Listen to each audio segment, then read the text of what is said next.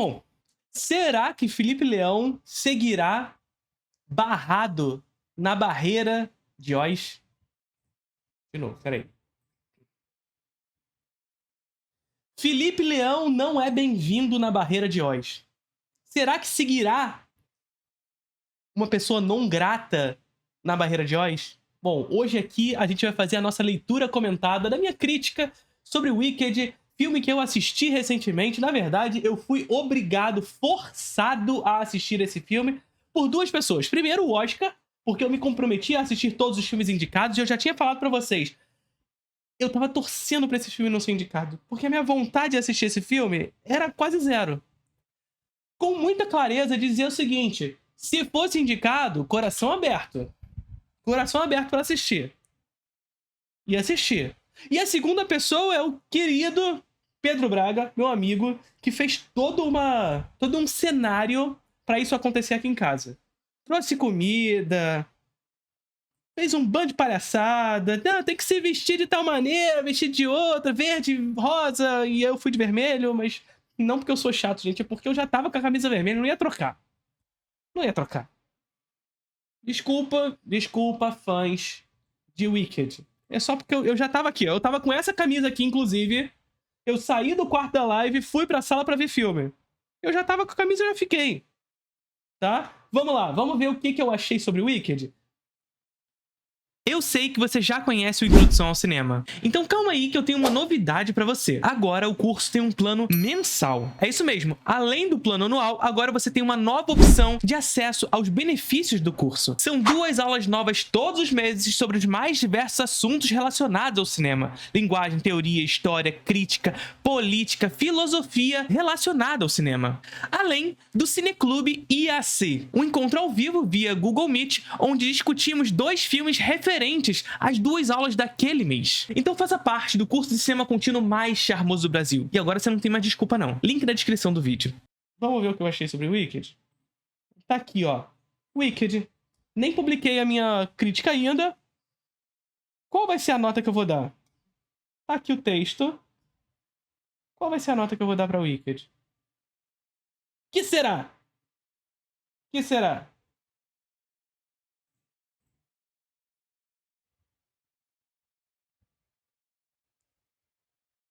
Tá dado. Nota dada. Agora, astrólogos do meu Brasil. Quem se importa com estrelinha é astrólogo, e o astrólogo mais famoso do Brasil está morto. Vamos lá! O que achei de Wicked? Vocês já estão aí... Que é isso? Que é isso? Que é isso? Vamos. O que achei de Wicked? Ao primeiro olhar, a divisão estrutural adotada para dar ritmo à história se dá pelos arquétipos frontalmente opostos de Elphaba, vivido por Cynthia Erivo, e Glinda, ou Galinda, de Ariana Grande. Ainda que inicialmente se apresentem de forma superficial, muitas vezes inclusive lembrando o conflito entre Regina George e Cade Harrow em Meninas Malvadas, Wicked aos poucos vai dando sentido e camada aos personagens. O que eu quero dizer com isso aqui? Quer dizer justamente que a abordagem inicial do filme, ela vai nessa superficialidade dos arquétipos das 2 personagens centrais para criar ritmo para a história desse embate, desse conflito entre as duas. Entre o que é bom e o que é mal. Ou pelo menos do que é supostamente bom e do que é supostamente mal. Esse conflito entre ambas, inicialmente, criará a atmosfera e, portanto, também o ritmo que a história irá se desenvolver. Entretanto, a grande parada é que, aos poucos, esse arquétipo inicial do que é superficialmente apresentado entre bom e mal, que a fantasia historicamente gosta de trazer, o bem vai superar o mal, o que vai ser derrotado ao final, ou então até mesmo uma espécie de redenção do mal, não é aqui o que o Wicked vai tentar trazer. O Wicked vai aprofundar, vai dar camadas a essas personagens, desvinculando elas desse arquétipo superficial do bom e do mal. No início, Glinda era uma mulher fútil que pratica sua bondade como ferramenta de interesse pessoal. Ou seja, ela não é exatamente boa. Ela tem interesses específicos, pessoais, para gerar a bondade, para fazer bondade. Ela não faz bondade, ela não exerce a sua bondade por uma simples vontade, mas porque tem interesses pessoais acerca daquela bondade. Existe uma futilidade, portanto, nas ações da personagem de Ariana Grande. Logo, vai se construído como um símbolo da classe, pensamento e imaginários hegemônicos daquele contexto histórico a qual Wicked está construindo a sua narrativa. O que eu quero dizer? Existe um status quo estabelecido naquela sociedade de Wicked, a qual Ariana Grande representa, pelo menos em primeiro momento, esse pensamento hegemônico. Esse pensamento hegemônico, esse status quo de uma classe dominante que entrará em conflito com uma outra classe social emergente, marginalizada, e que irá, a partir desse embate, gerar movimento para a história. Já Elphaba parece que irá recair no já convencional e pouco efetivo o outro lado da história. Ou seja, o outro lado da história dos vilões, o que a história não contou, a história oficial não contou, e etc. A história verdadeira por trás da maldade, mas logo sua figura passa a discutir questões raciais e de classe que se distanciam dessa abordagem superficial e relativista. O mal se visto por outro lado, e etc. Não é esse o lugar onde o Wicked vai cair.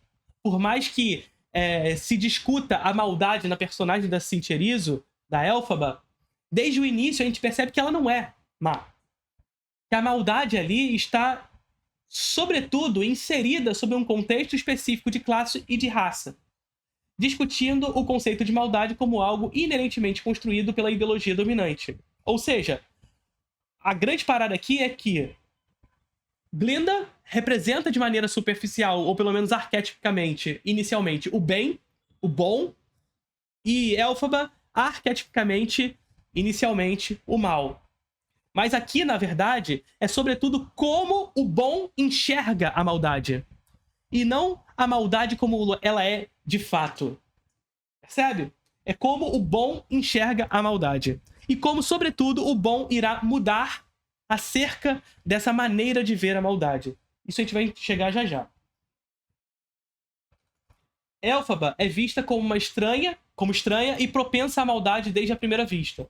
Nesse conflito inicial de Glinda, que movimenta a história pela divergência, não apenas pela arquétipica simples, mas pela complexidade simbólica que ambas apresentam, o filme se desapega do discurso da busca pela moral interior que, por tanto tempo, os contos de fada abraçam. O que seria um problema, sobretudo aqui, num filme onde o discurso racial é acentuado. Por que seria um problema?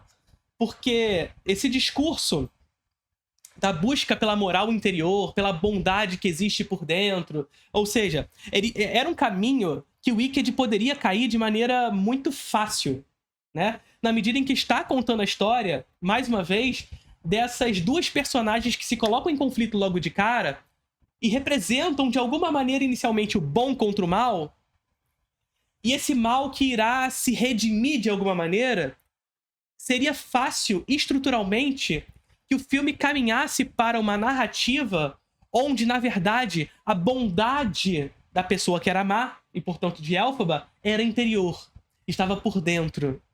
Uma coisa que, por exemplo, a Bela e a Fera faz.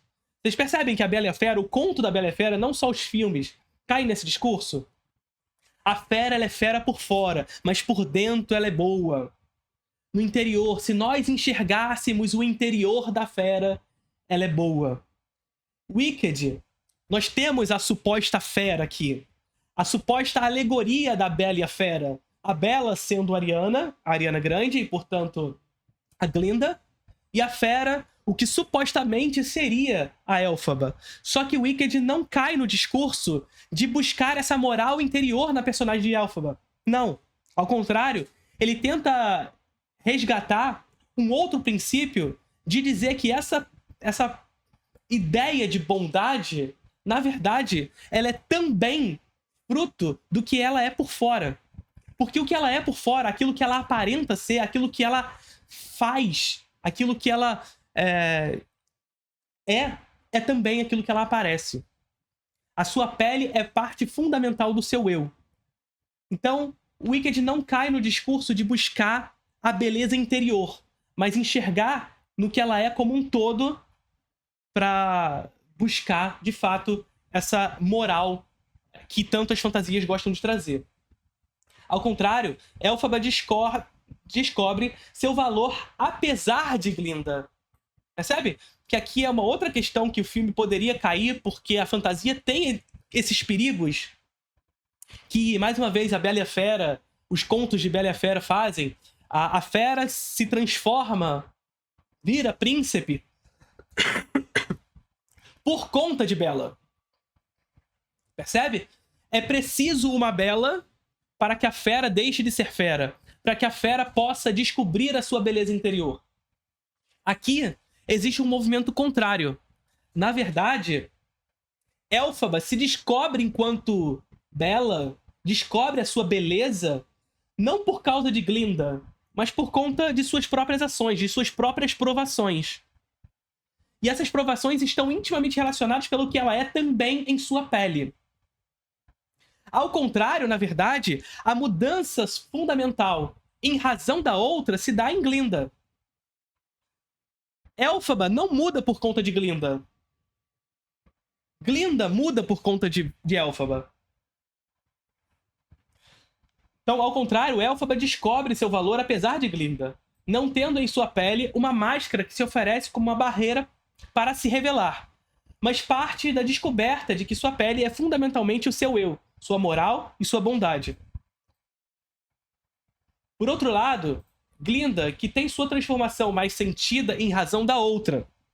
A personagem, com toques comicamente narcísicos, vai descobrindo as suas razões, vai descobrindo as razões dos seus sentimentos do outro. No outro. Estilisticamente, Wicked carrega uma dualidade conflitante. Ao mesmo tempo em que é exuberante e fantasticamente no sentido da fantasia mesmo, belo por sua direção da prática. Isso aqui vai ser muito importante no filme, tá? Aqui tá o grande conflito pra mim que o filme apresenta.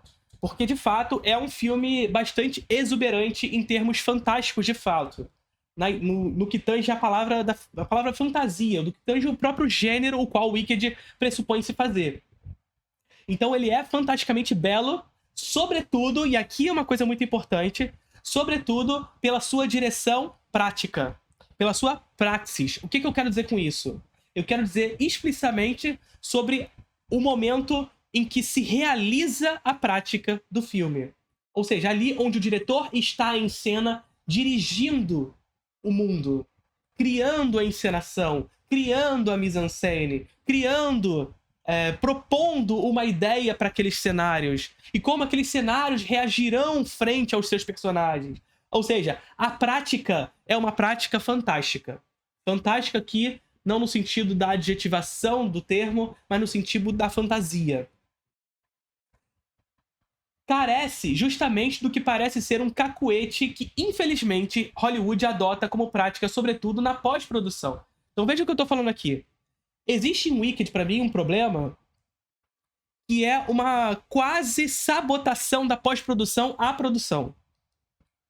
O que eu quero dizer com isso, mais uma vez? A prática, a praxis, o momento da realização do filme, constantemente nos apresenta um filme que aparenta sempre disposto a construir aquele mundo fantástico, colorido, inclusive. Grandioso. Com aquelas cores que comunicam sobre essas personagens. Com uma câmera que passeia por ele. Com uma câmera que não sabota esses cenários na medida em que não encurta, por exemplo, a profundidade de campo. O que significa isso?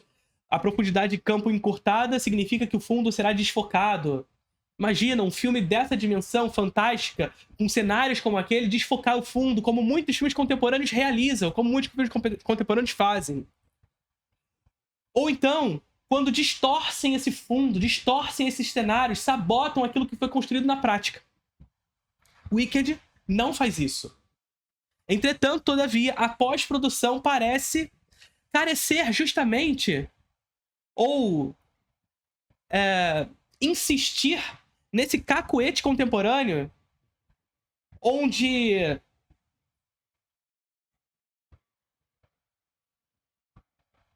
na pós-produção se lava essas cores. Se lava essas cores. Essas cores perdem a sua vibração, perdem o seu impacto, sua vivacidade. Entende? Então é como se a pós-produção desejasse, mesmo que de maneira não consciente, mas por esse cacuete, por essa perspectiva onde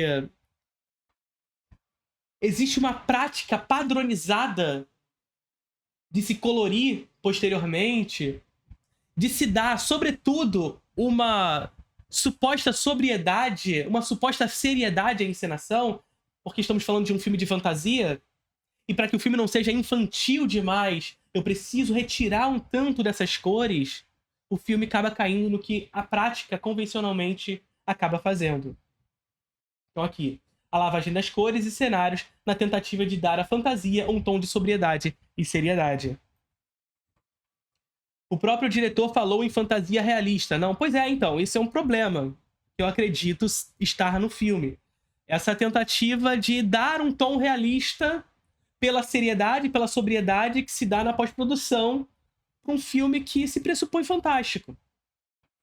E é uma prática que o cinema contemporâneo tem feito. Percebe? Não é uma coisa de Wicked só.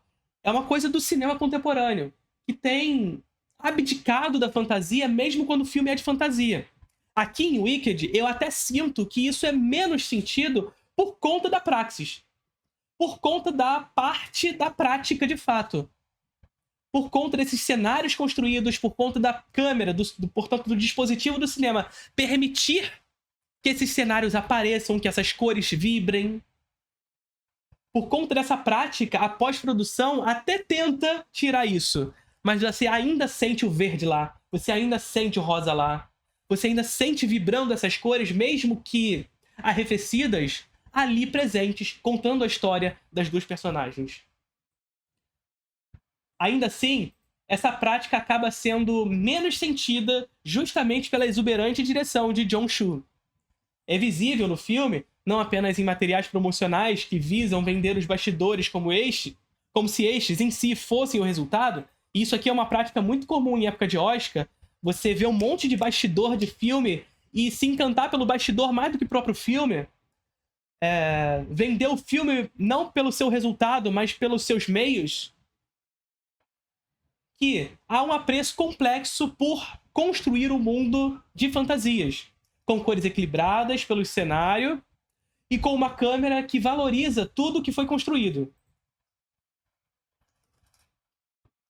É possível sentir isso porque, em comparação com outros filmes contemporâneos que possuem o mesmo problema de pós-produção, adotam também, na praxis, ferramentas que sabotam o mundo do filme. Como, por exemplo, a redução da profundidade de campo, que a gente estava falando, e o desfoque do segundo plano, / cenários, ou a distorção desse segundo plano. Aqui é tudo direcionado para ser visível e límpido, mesmo que lavado na pós-produção. Ainda que após lave esses cenários e os torne mais escuros em determinados momentos. Escuros e dessaturados. Ainda assim, é possível sentir as cores ali presentes. Cores que não apenas dão vida como elemento decorativo, como um estilismo barato, mas que contribuem narrativamente com o processo de contar a história. Através das cores e da fantasia desse mundo, a grande escala afeta a do indivíduo. Não é possível enxergar o desenvolvimento de Glinda e Elphaba sem suas complexidades semânticas e psicológicas que vão além de uma abordagem simples de bem contra mal. Sem o mundo de Wicked, não é possível que a ironia da bondade não seja vista sem aqueles cenários iluminados como um deboche. Isso aqui é muito legal. O início do filme mostra muito isso. A rainha, a fada boa, vivida pela Glinda, já no futuro, na verdade no presente, porque vai fazer um flashback para contar a história, né? Chegando ali na cidade, e ironicamente é tudo muito iluminado, muito claro. E ela é boa por natureza. Percebe? Existe uma ironia da bondade. Quando, na verdade, e isso é muito importante, como o filme ele constrói uma ironia da bondade, como se tivesse, de fato, ironizando o conceito de bondade dentro de um status quo, num filme que, na verdade, está contando a história de como esse status quo, de como essa bondade enxerga a maldade. Saca? É um filme que conta a história sobre como a classe dominante, como as ideias dominantes de um tempo, enxerga a maldade. Enxerga o inimigo comum. E para fazer isso, ironiza esses que veem no outro a maldade. E, portanto, ironizam a própria bondade, não a maldade. Ironizam a bondade e não caem no discurso fácil da fantasia tão trabalhada ao longo da história da Bela e a Fera. Da Fera, onde a bondade precisa ser encontrada no interior. Não. A bondade é parte do ser e do ser por inteiro. Do ser, de corpo e pele. Não é possível ser a maldade como um imaginário construído por aqueles que dominam as ideias sem o verde que penetra a Oz. Gostei bastante de Wicked. Quero ver a segunda parte. Assim, eu não fiquei muito... Não pegou muito a questão das músicas. É um filme muito cantado. É um musical bastante clássico nesse sentido. E assim, é aquele negócio... Musical, gente. Musical é pra cantar, caralho. Sabe? Eu gosto de ficar brincando com o Pedro e zoando com a cara dele com essas coisas, mas musical é pra cantar.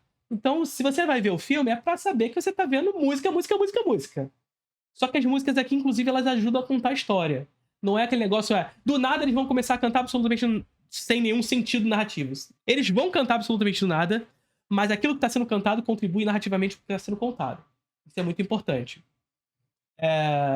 Mas é um filme que eu gostei bastante. Quero assistir o próximo. Vamos ver o que vai acontecer. Em breve trarei uma lista dos meus filmes favoritos do Oscar até o momento. Em breve, quando assistir todos os outros. Seja membro desse canal. Ajude a produção de conteúdo por aqui. Vamos lá, primeiro. Estou livre? Estou sendo bem-vindo agora na barreira de Oz? Ou eu continuo não sendo bem-vindo por lá? Se estou sendo bem-vindo, o mínimo que eu espero de você é seja membro desse canal, ajude a produção de conteúdo por aqui. Curtiram o vídeo?